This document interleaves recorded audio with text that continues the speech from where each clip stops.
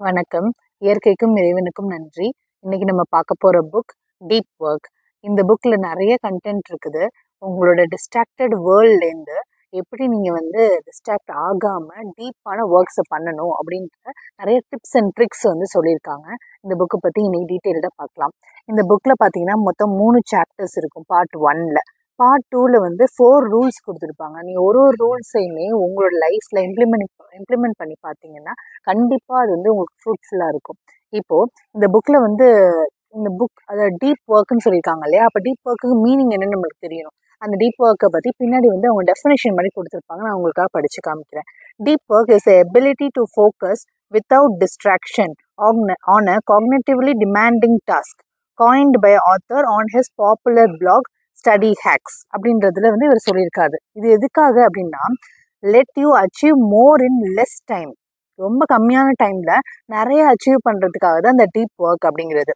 இது deep work is like a super power in our increasingly competitive economy அப்படின்னு சொல்றாங்க. Because எல்லாருமே work பண்றோம், எல்லாருமே பிஸியா இருக்கும். ஆனா எல்லாருமே டீப் ஒர்க் பண்றோமா, அதாவது கான்சென்ட்ரேட்டட் ஒர்க் பண்றோமா அப்படின்னு சொல்லி பார்த்தா ரொம்பவே கம்மி தான். பிகாஸ் நம்ம எல்லாருமே ஷாலோ ஒர்க்கை நோக்கி தான் போயிட்டு இருக்கோம். நானும் பிஸியா இருக்கேன் அப்படின்னு காமிச்சுக்கிட்டு ஒரே நேரத்துல 2 ஒர்க் பண்றது, அல்லதுன்னா எது ஃபோக்கஸான ஒர்க்கோ அந்த ஒர்க்கை தாண்டி ஒரு டிஸ்ட்ராக்டட் ஒர்க்கையும் சேர்த்து பண்றது. ஃபார் எக்ஸாம்பிள், நான் இப்போ நான் புக் படிக்கிறேன்னு வச்சுக்கோங்க. புக் படிச்சுக்கிட்டே நான் ஒரு லிரிக்ஸ் இருக்கக்கூடிய ஒரு பாட்டையும் சேர்த்து கேட்குறேன்னா நான் எந்த இடத்துல எனக்கு கான்சென்ட்ரேஷன் இருக்கும்? லிரிக்ஸ் மேலே இருக்குமா இல்லை புக் மேலே இருக்குமா அப்படிங்கிறது ஒரு ஸ்மால் எக்ஸாம்பிள் சொல்கிறேன். இதே மாதிரி நம்ம ஒர்க் ஸ்பேஸில் என்ன பண்ணுவோம், நம்ம ஒர்க்குன்னு சொல்லி ஒன்று கொடுத்துருப்பாங்க, நமக்கு ஒரு ப்ராஜெக்ட் முடிக்கணும் அப்படின்னு சொல்லி இருக்குது. ஆனால் அந்த ப்ராஜெக்ட் கூட சேர்த்து நம்ம என்ன பண்ணுவோம், இமெயில்ஸ் செக் பண்ணுவோம், அப்படியே போய் சோஷியல் மீடியா செக் பண்ணுவோம். இதுதான் டிஸ்ட்ராக்டட் வேர்ல்டு அப்படின்றது சொல்கிறது. அதனால நம்ம என்ன பண்ணணும் அப்படின்னா, ஒரு ஒர்க் இருக்குது அப்படின்னா நம்ம கான்சென்ட்ரேட்டட் ஒர்க்கை அதை பண்ணணும் அப்படின்னு சொல்லிட்டு இதில் சொல்லியிருக்காங்க. அடுத்தது இந்த சாப்டர் 1ல என்ன கொடுத்துருக்காங்க பாருங்க, டீப் ஒர்க் இஸ் வேல்யூபிள் அப்படின்னு சொல்லியிருக்காங்க. பிகாஸ் லெஸ் டைம்ல உங்களால காம்ப்ளிகேட்டட் ஒர்க்ஸ் பண்ண முடியும். எப்படி? இப்போ உங்களால டீப்பான ஒர்க்கை பண்ண முடியுது அப்படின்னா அந்த ஒர்க் எப்படி இருக்கும்? ஹை குவாலிட்டி ஒர்க்காக இருக்கும். ஹை குவாலிட்டியாக ஒர்க்காக இருக்கு அப்படின்னு சொல்லி பார்க்குறப்போ உங்களுக்கு என்ன ஆகுது அப்படின்னா, உங்களால லெஸ் டைம்ல அந்த ஒர்க்கை முடிக்க முடியும், வித் குவாலிட்டியோட முடிக்க முடியும். அதனாலதான் இது என்ன சொல்றாங்க, டீப் ஒர்க்ன்றத உங்களோட சூப்பர் பவர் அப்படின்னு சொல்லி சொல்றாங்க. சாப்டர் 2ல டீப் ஒர்க் இஸ் ரேர் அப்படின்னு சொல்றாங்க. டீப் ஒர்க் ஏன் ரேர்னு சொல்றாங்க அப்படின்னா, இப்ப இருக்க பிஸி வேர்ல்ட்ல யார் தான் டீப் ஒர்க் பண்றா அப்படின்னு பார்த்தா 1%, அதாவது உலகத்துல இருக்க பாப்புலேஷன்ல 1% ஆஃப் பீப்புள் மட்டும்தான் டீப் ஒர்க் பண்றாங்க. மற்ற எல்லாருமே என்ன பண்றாங்க அப்படின்னா டிஸ்ட்ராக்டட் ஒர்க் தான் பண்றாங்க. அப்ப அந்த 1% ஆஃப் த பீப்புள் சக்சஸ் ஆகிறதுக்கு ரீசன் இப்ப உங்களுக்கு தெரியுது இல்ல? அதே மாதிரி இது என்ன பண்ணுன்னா, இப்போ ஒரு ரொம்ப ஹார்டான திங்ஸ் இருக்குன்னு வச்சுக்கோங்க. ஹார்டான திங்ஸ்னா மெமரைஸ் பண்ண முடியாத சில திங்ஸ், சிலது புரிஞ்சுக்க முடியாததெல்லாம் ஹார்ட் திங்ஸ்ன்னு சொல்லுவாங்க. நம்ம ஒரு பேச்சு வழக்கில் சொல்லுவோம் இல்லையா, இது என்ன சயின்டிஸ்ட் படிக்கிற ஸ்டடியா, அவ்வளோ ஹார்டாக இருக்குது அப்படின்னு சொல்கிறாங்க. அப்போ சயின்டிஸ்டால் அது படிக்க முடியுது இல்லையா? சயின்டிஸ்ட்ன்றவங்க 1% ஆஃப் பாப்புலேஷன். ஏன் அவங்களால அதை பண்ண முடியுது அப்படின்னா, beyond there knowledge and skill அவங்க என்ன பண்ணுவாங்க, அது ரொம்ப கான்சென்ட்ரேட்டடாக ஒரு ஒர்க் பண்ணுறாங்க. ஒரு ஸ்பேஸ்க்கு ஒரு மிஷின் அனுப்பணும் அப்படின்னா அந்த டைமில் அவங்களால டிஸ்ட்ராக்டட் ஒர்க் பண்ண முடியுமா? ஏன்னா ஒரு 1 second of mistake will lead to failure of that launch அப்படின்னு இருக்கு இல்லையா? ஸோ டீப் ஒர்க்குன்றது எந்த அளவுக்கு இம்பார்ட்டன்ட்றது யோசிச்சு பாருங்க. அடுத்த சாப்டர் 3ல டீப் ஒர்க் இஸ் மீனிங்ஃபுல் அப்படின்னு சொல்றாங்க. எப்போவுமே இந்த ஷாலோ ஒர்க்கை நார்மலைஸ் பண்ணவே பண்ணாதீங்க அப்படின்னு சொல்றாங்க. பிகாஸ் ஒருத்தர் எப்பவுமே ஒரு ஒர்க்குக்கு தெளிவாக பண்ணிட்டு இருக்காருன்னா, என்ன இந்த பையன் எப்போ பார்த்தாலும் ஒர்க்கு ரொம்ப கான்சன்ட்ரேட் பண்ணி பண்ணிட்டு இருக்கான் அப்படின்னு சொல்லிட்டு அவங்கள நம்ம என்ன பண்றோம், கம்மி கம்மி பண்ணி பேசுறோம். ஆனா நம்ம தான் ஆக்சுவலி ஷாலோ ஒர்க் பண்ணிக்கிட்டு இருக்கும். இதை நார்மலைஸ் பண்ணக்கூடாது. ஷாலோ ஒர்க்கை நார்மலைஸ் பண்ணாதீங்க. டீப் ஒர்க்குன்றதை கான்சென்ட்ரேட் பண்ணுங்க. ஒரு பிஸ்னஸ் நீங்கள் ஆரம்பிக்கணும் அப்படின்னா அதை பற்றின திங்கிங் மட்டும்தான் உங்களுக்கு இருக்கணும். அதை தாண்டி நான் சோஷியல் மீடியாவில் அது பார்க்குறேன், இது பார்க்குறேன், இதையும் நான் பண்ணலாமா, அதையும் பண்ணலாமா அப்படின்ற டிஸ்ட்ராக்டடான மைண்ட் செட்டில் இருக்க வேண்டாம். அப்போ நீங்கள் ஒரு 4 விஷயத்தை யோசிக்கணும். 4 விஷயமே உங்களால் பண்ண முடியாது. ஒரு விஷயத்தை கான்சென்ட்ரேட் பண்ணி பண்ணுங்க, கண்டிப்பாக அதில் சக்ஸஸ் ஆக முடியும். அதே மாதிரி விசிபிள் பிஸினஸ் வேல்யூபிள் அவுட்புட்ஸ் உங்களுக்கு கொடுக்க போகிறது கிடையாது. 1 டே ஃபுல்லாக நான் ஒர்க் பண்ணிட்டு இருக்கேன், 8 ஹவர்ஸ் 10 ஹவர்ஸ் நான் ஒர்க் பண்ணுறேன்றது மட்டுமே நீங்கள் பிஸியாக இருக்கேன்னு காமிச்சிக்கிறதுக்காக வேணால் இருக்கலாம். ஆனால் உங்களுக்கு ஒரு நல்ல ஒரு அவுட்கம் கிடைக்குமா, அதுலேருந்து உங்களுக்கு ஏதாவது ப்ராஃபிட் கிடைக்குமா இல்லை அப்படின்னு பார்த்தா எதுவுமே கிடையாது. லைஃபுக்குமே அது அட்வான்டேஜ் இல்லை அப்படின்னு சொல்கிறாங்க.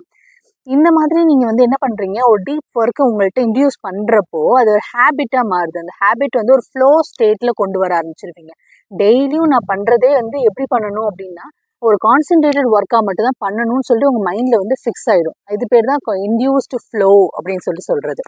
ஓகே, இப்போ இது உங்களோட மிஸ்டேக்ஸ் என்ன அப்படின்றத நீங்கள் வந்துட்டு ஐடென்டிஃபை பண்ணதுக்கப்புறம் அதை நம்ம என்ன பண்ணணும், இப்போ ரெக்டிஃபை பண்ண ஆரம்பிக்கணும். ரெக்டிஃபை பண்ணுறதுக்கு இவங்க என்ன பண்ணுறாங்க, ரூல்ஸ் கொடுக்குறாங்க.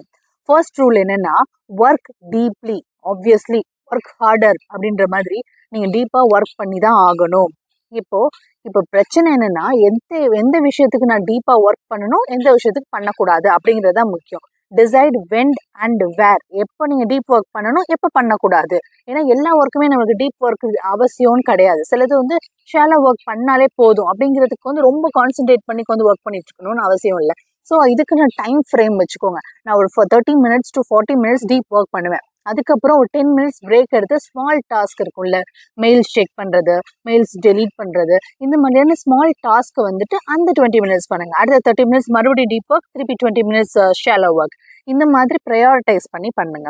அடுத்தது இது என்ன எடுத்துக்கணும்னா, அந்த 30 minutes நான் ஒர்க் பண்ணுறேன் பார்த்தீங்களா, அந்த டீப் ஒர்க் டைமில் நான் வேறு எதுவுமே பண்ணக்கூடாது அப்படின்றது உங்கள் மைண்டில் இருக்கணும் கண்டிப்பாக. அடுத்தது ரூல் நம்பர் 2, அதில் வந்து எம்ப்ரேஸ் போர்டம். கண்டிப்பாக அந்த 30 minutes நீங்கள் வந்து டீப் ஒர்க் பண்ணிட்டு இருப்பீங்கல்ல, நடுவில் வந்து ரொம்ப போர் அடிக்கும். என்ன ஒரே விஷயத்தை நான் திருப்பி யோசிச்சுட்டு இருக்கேனே அப்படி சொல்லி போர் அடிக்கும். ஆனால் நீங்கள் என்ன பண்ணணும், உங்கள் பிரெயினை வந்துட்டு டிஸ்ட்ராக்ஷன்லேருந்து விலக்கி வைக்கணும். டிஸ்ட்ராக்ஷன் ஒன்று இருக்கக்கூடாது. இந்த டைம் எதுக்கான ஒர்க்கு, டீப் ஒர்க்குக்கான டைம். அந்த டைமில் நான் வேறு எதையும் நான் யோசிக்கக்கூடாது அப்படின்னு சொல்லி உங்கள் பிரெயினை நீங்களே ட்ரெயின் பண்ண ஆரம்பிக்கணும். அதே மாதிரி ஷெட்யூல் பண்ணிக்கணும். உங்களோட ஃபோக்கஸ் டைம்லேருந்து ஒரு பிரேக் எடுத்துக்கிறதுக்கு ஷெட்யூல் பண்ணணும். ஆனால் அந்த டைமில் போய் டிஸ்ட்ராக்ஷன் பண்ணக்கூடாது. எக்ஸாம்பிள், நான் ஒரு 15 minutes படிக்கிறேன், இல்லை 15 minutes ஏதாச்சும் ஒர்க் பார்க்குறேன். 15 minutes முடிஞ்சிருச்சு, ஒரு 10 minutes நான் பிரேக் எடுக்கணும். அந்த பிரேக் எப்படி எடுக்கணும் அப்படின்னா, இவ்வளோ நேரம் நான் டீப் ஒர்க் பண்ணியிருக்கேன், எனக்கு மைண்ட் ரொம்ப என்ன இருக்கும், டயர்டாக இருக்கும். அந்த டயர்ட்னஸ்லேருந்து கண்ணை மூடி கொஞ்சம் நேரம் மெடிடேட் பண்ணலாம். கொஞ்ச நேரம் அமைதியான இடத்துல உட்காந்துருக்கலாம். இல்லைன்னா பீஸ்ஃபுல்லான நேச்சரை பார்த்துட்டு இருக்கலாம். இந்த மாதிரியான ஒர்க் தான் பண்ணணுமே தவிர, அந்த 10 நிமிஷமும் நான் வந்து ஃபேஸ்புக்கோ இன்ஸ்டாகிராமோ சோஷியல் மீடியாவில் நான் பார்த்துட்டு இருந்தேன் அப்படின்னா, ஸ்க்ரோல் பண்ணிட்டு இருந்தேன்னா மறுபடியும் எனக்கு ஐக்கு என்ன பண்ணுறேன், நான் ஸ்ட்ரெயின் தான் கொடுக்குறேன். மறுபடியும் நான் என்ன ஆவேன், டயர்ட் ஆவேன். அந்த 10 minutesன்றது என்ன ஆகும், அப்படியே 10 hours மாறும். அப்படி நான் என்ன பண்ணிடுவேன், டைம் நிறைய வேஸ்ட் பண்ண ஆரம்பிச்சிடுவேன். ஸோ டீப் ஒர்க் பண்ணுறதுக்கான பர்பஸே எங்கே வேஸ்ட் ஆகிடும் இல்லையா. ஸோ ஃபோக்கஸ்லேருந்து தான் பிரேக் எடுக்கணுமே தவிர டிஸ்ட்ராக்ஷன் நோக்கி நம்ம போகக்கூடாது. அடுத்து ரூல் 3, குவைட் சோஷியல் மீடியா. ஏன்னா சோஷியல் மீடியான்றது மேஜர் டிஸ்ட்ராக்ஷன் சொல்லி நம்ம எல்லா இடத்துலையுமே பார்த்துருக்கோம். அதுக்காக சோஷியல் மீடியா நான் பார்க்கவே கூடாதா அப்படின்னு சொல்லி கேட்டேன். இப்போ 1 dayல நான் இவ்வளோ ஹவர்ஸ் மட்டும் சோஷியல் மீடியா பார்ப்பேன் அப்படின்ற டைம் ஃப்ரேம் வச்சுக்கணும். அதை நீங்கள் ரொம்ப ஸ்ட்ரிக்டாக ஃபாலோ பண்ணணும். Because it is your life. நீங்கள் தான் அதை டிசைட் பண்ண போறீங்க. எந்த டைமை நான் வந்து வேஸ்ட் பண்ணுவேன், எந்த டைமை நான் வந்து ப்ரையாரிட்டைஸ் பண்ணுவேன் அப்படிங்கிறது. ஸோ சோஷியல் மீடியா அப்படின்றது ஸ்க்ரோலிங் டைமில் வந்து உங்களால் முடிஞ்ச அளவுக்கு எஃபெக்டிவாக ப்ரொடெக்டிவாக இருக்க ட்ரை பண்ணுங்கள். இருக்க முடியலன்னா அந்த இடத்துலேருந்து வெளில வந்துட்டு உங்களோட ஒர்க்கை மட்டும் கான்சன்ட்ரேட் பண்ணுங்க. ரூல் 4ல ட்ரெயின் த ஷாலோ ஒர்க் நான் சொல்லியிருந்தேன் இல்லையா, ஒரு முக்கியமான டாஸ்க்கு ப்ளஸ் டிஸ்ட்ராக்ஷன், இது ரெண்டும் சேர்ந்தது தான் ஷாலோ ஒர்க். அதை நம்ம என்ன பண்ணணும் அப்படின்னா, டைம் பிளாக் பண்ணிடணும். டைம் பிளாக் பண்ணி இந்த டைமில் தான் நான் ஷாலோ ஒர்க் பண்ணுவேன். நான் சொன்ன மாதிரி 50-20 ரூல் நீங்கள் வந்து ஃபாலோ பண்ணிக்கலாம். அதே மாதிரி உங்கள் டைமை நீங்கள் தான் ரெஸ்பெக்ட்ஃபுல்லாக நடத்தணும். பிகாஸ் யாரும் உங்களுக்காக உங்கள் டைமை ரெஸ்பெக்ட் பண்ண மாட்டாங்க. அவங்கவுங்களுக்கு அவங்கவுங்க டைம் தான் இம்பார்ட்டன்ட். அதனால உங்கள் டைமை நீங்கள் ரெஸ்பெக்ட்ஃபுல்லாக நடத்துனீங்க அப்படின்னாலே உங்கள் லைஃப் வந்துட்டு ரொம்பவே அழகானதாக மாறிடும். இதில் வந்து என்ன கொடுத்துருக்காங்கன்னு சொல்லி அழகாக கொடுத்துருக்காங்க பாருங்க.